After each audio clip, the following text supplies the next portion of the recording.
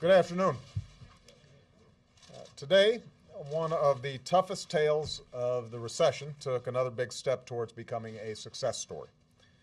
General Motors relaunched itself as a public company, cutting the government's stake in the company by nearly half.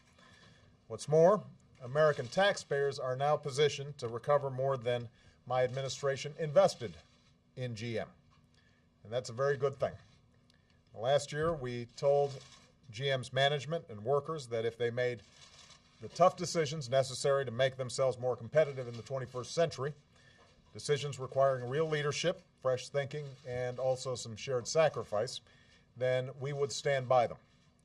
And because they did, the American auto industry, an industry that's been the proud symbol of America's manufacturing might for a century, an industry that helped to build our middle class, is once again on the rise. Our automakers are in the midst of their strongest period of job growth in more than a decade. Since GM and Chrysler emerged from bankruptcy, the industry has created more than 75,000 new jobs. For the first time in 6 years, Ford, GM, and Chrysler are all operating at a profit. In fact, last week, GM announced its best quarter in over 11 years.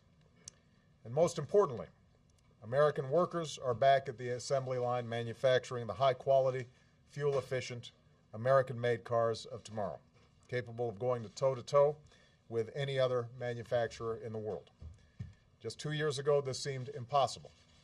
In fact, there were plenty of doubters and naysayers who said it couldn't be done, who were prepared to throw in the towel and read the American auto industry last rites. Independent estimates suggested, however, that had we taken that step, had we given up, we would have lost more than 1 million jobs across all 50 states. It would have also resulted in economic chaos, devastating communities across the country, and costing governments tens of billions of dollars in additional social safety net benefits and lost revenue.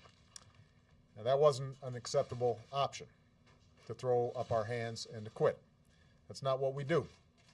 This is a country of optimistic and determined people who don't give up when times are tough. We do what's necessary to move forward. So these last 2 years haven't been easy on anybody. They haven't been without pain or sacrifice, as the tough restructuring of GM reminds us. And obviously, we've still got a long road ahead and a lot of work to do to rebuild this economy, to put people back to work, to make America more competitive for the future, and to secure the American dream for our children and our grandchildren. But we are finally beginning to see some of these tough decisions that we made in the midst of crisis pay off. And I'm absolutely confident that we're going to keep on making progress.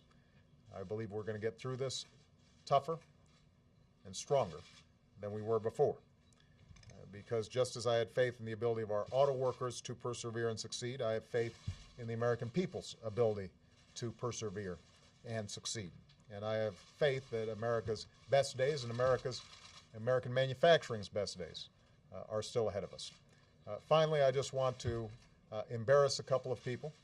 Ron Blum and Brian Dietz are key members of the team that helped to engineer this rescue of GM and Chrysler.